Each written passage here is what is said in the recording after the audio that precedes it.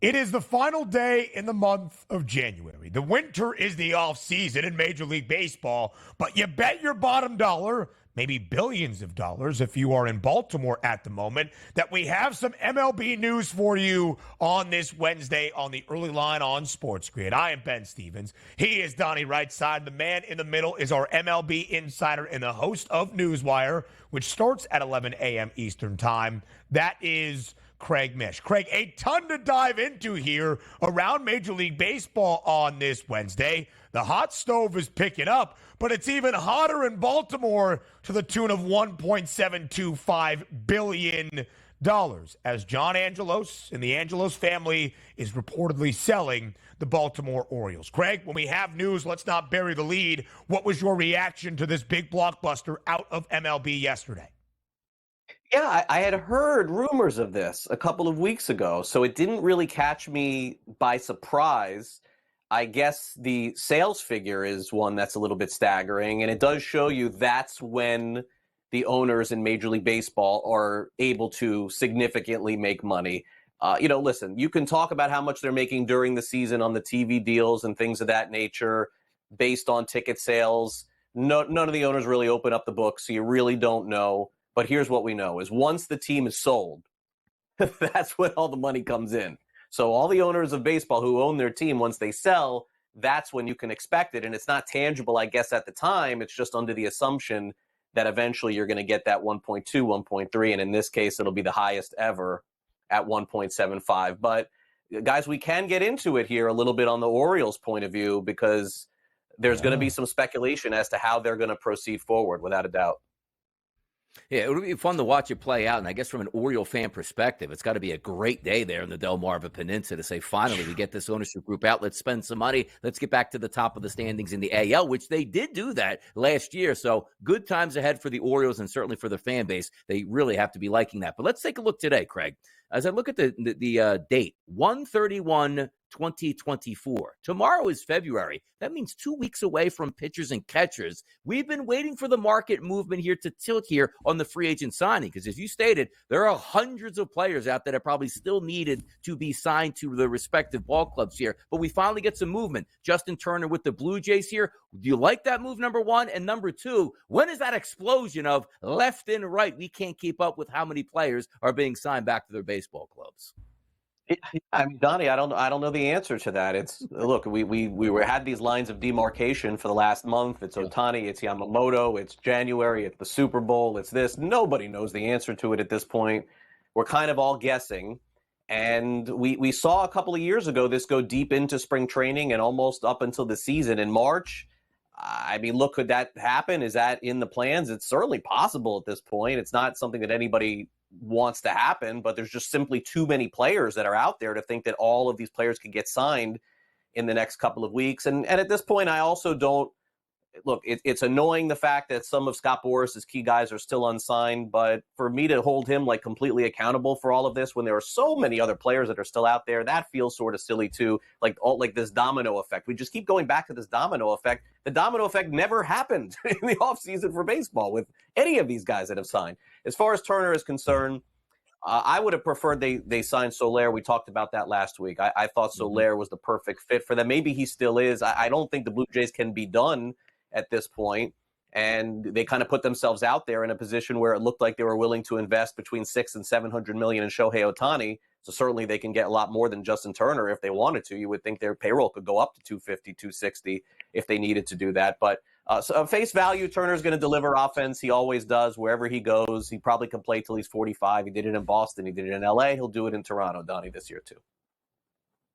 So I'm not done with the Baltimore Orioles. Bad job on my co-host moving forward. We have so much to talk about with the O's because, Craig, when you see who the Orioles are going to be sold to, led by David Rubenstein, private equity billionaires. That sounds a lot like Uncle Steve's music. Steve Cohen, of course, the ownership of the New York Mets and all of the money that has been invested. Has it resulted in postseason success?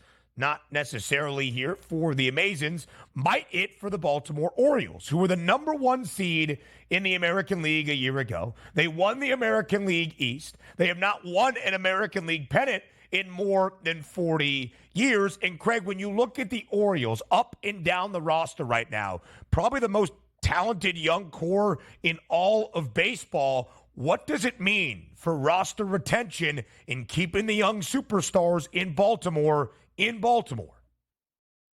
Well, it's a great question, and I'm glad you asked it because I think that there really isn't anything tangible that we know, Ben, say 2-3 years from now. We don't know how they're going to operate. We don't know how any ownership group is ever going to operate. Some come in, immediately spend, some go the other way. We can't really guess on that. But this is the most fascinating part of the sale of the Orioles right now. It's been a long time since the Angelos family has seen sustained success. If you want to count last year as it, I think that that's perfectly fair. The Orioles had a good year. So, Ben, on the way out, what do they decide to do right now? I think that is the question. Now, Mike Elias, as the general manager of the Baltimore Orioles, to me, he's one of the sharpest in the game. And it sort of would go against everything that he's done, building this entire farm system to just unload all these players and go for it this year by making trades. Because financially speaking, I don't see all of a sudden them bringing in $200 million players. That right now I don't see. But as we look at the odds for the Orioles, and we kind of wonder about what this year, do they want to go out as high as they can? Do they want to go out? And now the Angelos family called Mike Elias, hey, let's win. We want to go out a winner this year as much as we possibly can. If that is the case, then the Orioles would be supremely undervalued right now. There are still some starting pitchers that are out there on the market. Do they now pull the trigger and make those trades, trade those prospects, and send that family out with a potential American League championship at the end of the season? It would go against the way that they have built this with the Orioles. But again, the general manager doesn't own the team. He doesn't make the final decision. Those are made by the owner.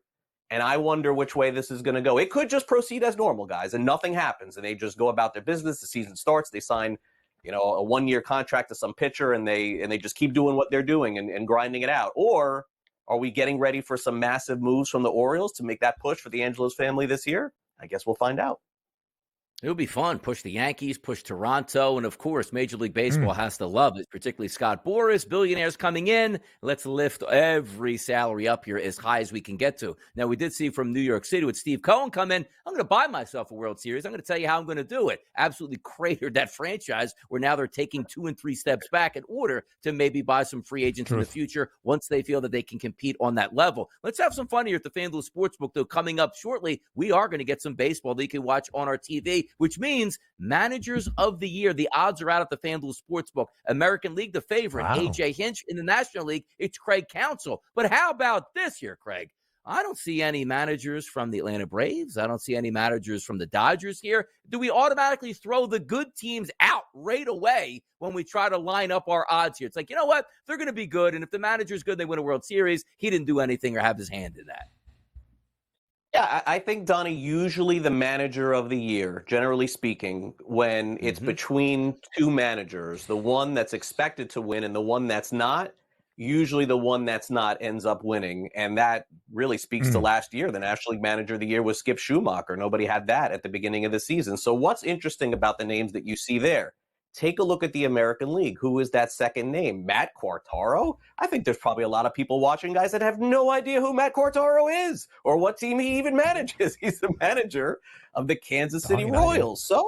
So look, maybe the Royals going out, spending a little bit, puts them slightly above 500. Marlins slightly above 500 last year. It does make some sense. The one that I like of all the ones that you showed is David Bell from the Cincinnati Reds. He was pretty close last year. The Reds are definitely going to take a big step forward in that division. You could make the case they win the division with a little bit of help. So that's the one that does stick out to me.